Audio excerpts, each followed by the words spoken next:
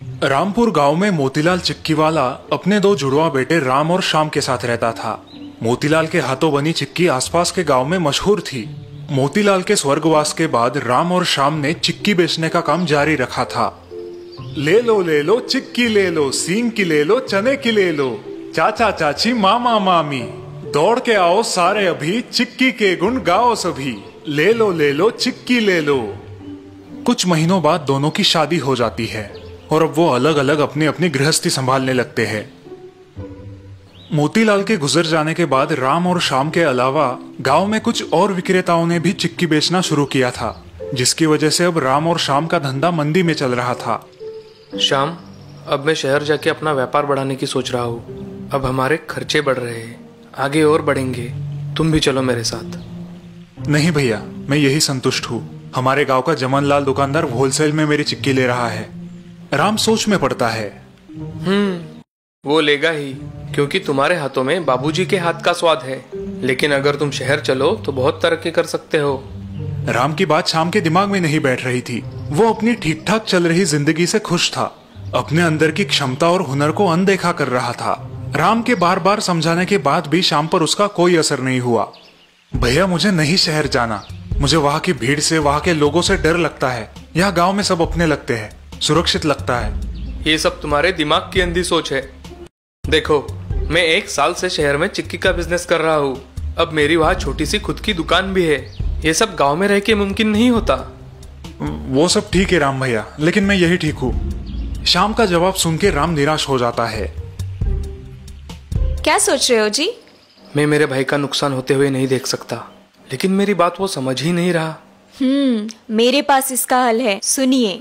राम की पत्नी जानकी राम को एक तरकीब बताती है। उसका सुझाव सुन के राम की आंखों में चमक आ जाती है। एक दिन अचानक जमनलाल व्यापारी श्याम के घर आता है। अरे सेठ जी आप? श्याम, अब मैं तुमसे चिक्की नहीं खरीद पाऊंगा। जमनलाल की बात सुन के श्याम चौंक जाता है। लेकिन क्यों सेठ जी? क्योंकि मुझे आधे भाव में चिक्कियाँ मिल रही है और स्वाद लगभग तुम्हारी चिक्की जैसा ही है। जमनलाल की बात सुन के श्याम और उसकी पत्नी को झटका लगता है। क्या मैं पूछ सकता हूँ कि आपको आधे भाव में चिक्कियाँ कौन दे रहा है? तुम्हारा भाई राम। जमनलाल के मुंह से राम का नाम सुनते ही श्याम दुखी हो जाता है। उसकी पत्नी कावेरी उसका धीरज बढ़ाती है।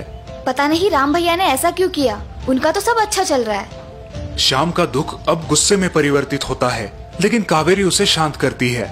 आप शांत हो जाइए, गुस्सा होने से हमारी मुश्किल नहीं सुलझेगी। लेकिन अब सिर्फ गांव गांव भटक के चिक्की बेचना काफी नहीं होगा। हमारा परिवार भी बढ़ रहा है।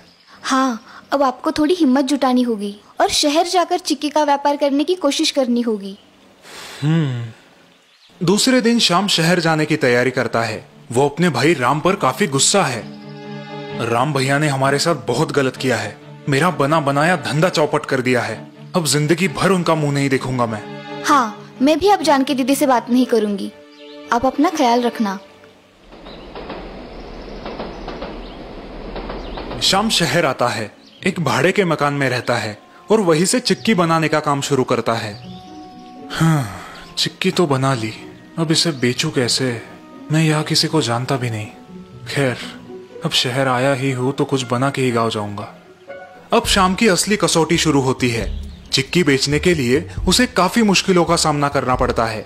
वो शहर की छोटी मोटी दुकानों में अपनी चिक्की बेचने की कोशिश करता है। सेठ जी आप चखे तो देखिए, बहुत बढ़िया चिक्की है। अरे नहीं भाई, यह शहर में सब हेल्थ कॉन्शियस होते हैं। ऐसी घर पर हाथ से बनी चिक्की कोई नहीं खाएगा।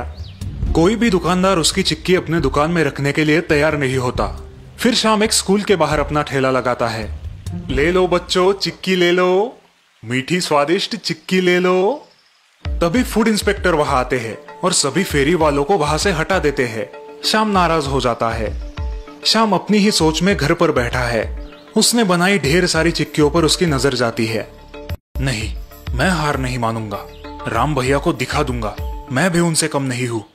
दूसरे दिन श्याम शहर की सड़कों पर चिक्की बेचने निकल पड़ता है, लेकिन फिर भी कोई उसकी चिक्की नहीं खरीदता।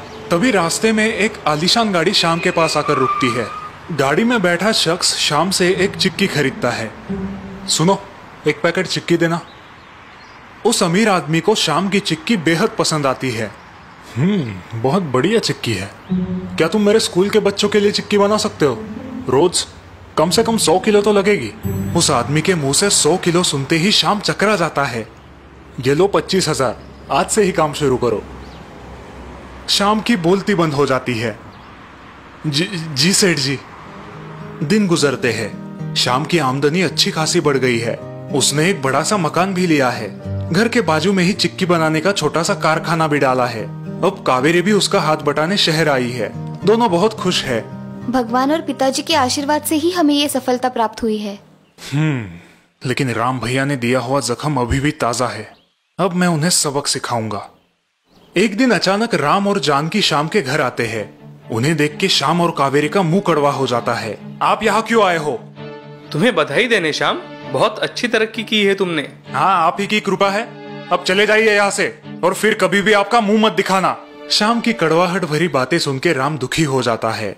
बिल्कुल सही कह रहे हो देवर जी आप। इनकी ही कृपा से आपने इतनी तरक्की की है। जानकी की बात सुन के श्याम और कावेरी अचरज में पड़ते हैं। आप कहना क्या चाहती है भाभी? कावेरी, बदलाव किसी को नहीं भाता। हम जो है जैसा है उसी में संतुष्ट रहते हैं और अपनी अंदरूनी प्रतिभा और क्षमता को अनदेखा करते हैं।